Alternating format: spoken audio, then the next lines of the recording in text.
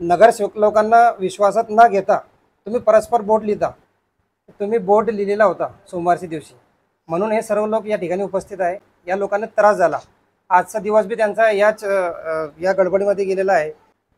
नगरसेवक लोकांना विश्वासात न घेता तुम्ही परस्पर बोर्ड लिहिता आणि आमच्याकडे सगळे व्यापारी आणि आठवडे बाजारमध्ये दुकान लावणारे जे शेतकरी आहे आणि जे दुकानदार आहे ते आमच्याकडे येत आहे की तुम्ही बोदोड नगरपंचायतीमध्ये लोकप्रतिनिधी म्हणून तुम्ही काय करताय। म्हणून मी मुख्याधिकाऱ्यांना फोन केला की तुम्ही असा डिसिजन परस्पर काऊन घेताय, मला ते सुद्धा कळत नाही आहे। तुम्ही हे डिसिजन चेंज करा आणि बोदोड वासियांना आणि जे आठवडे बाजारमध्ये दुकान जो लावताय जे लोक त्यांना त्रास कशाला देताय, त्यांच्या पोटावर कशाला लात मारताय तुम्ही।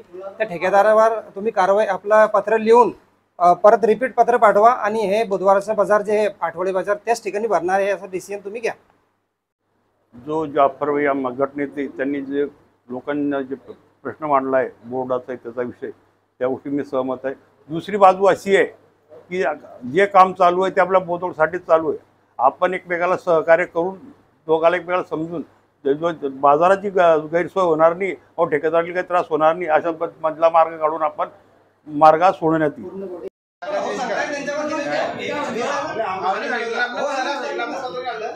आपण ठेकेदाराला पत्र दिलं होतं का? पत्र दिलं आपण हो कसं काय आपण कोणी चर्चा केली बाजार बंद राहील बा असं आठवडे बाजाराची जागा बदलल्या जाते कोणी सांगितलं तुम्ही आठवडे बाजाराची कोण मॅडम म्हणाली आपण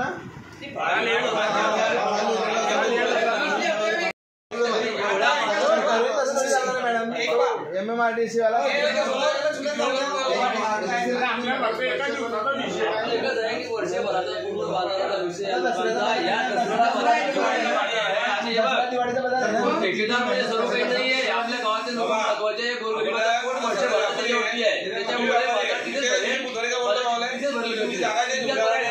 तुमच्या घरापासून तर त्या हॉस्पिटल किती ट्रॅफिक चालती आणि शाळेच्या लेकरांवर रस्ता कोणता आहे तिकडून तलाव भरेला आहे। त्याला आपला दोन पर्याय होत्या, त्यात सारंगी तलावातून काढणार होतो आपण, पण त्या सारंगी तलावाला आलेलं पाणी हो पण तो बी तो बाजारातून येतोय ना, आमच्याच पोटाला आता काऊन बा अरे तसं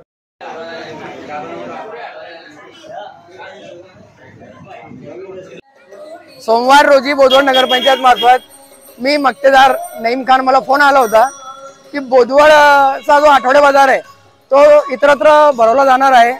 तर सगळ्या व्यापारी वर्गांमध्ये असंतोष निर्माण झाला होता। सगळ्यांना घेऊन इथे आला असता नगराध्यक्ष साहेब वारंवार एक विषय सांगता की गावाचा विकासाचा विषय, गावाच्या विकासाला कुठल्याही प्रकारचा विरोध नाही, आमचा फक्त बाजार त्याच ठिकाणी भरला पाहिजे असा हेतू आहे।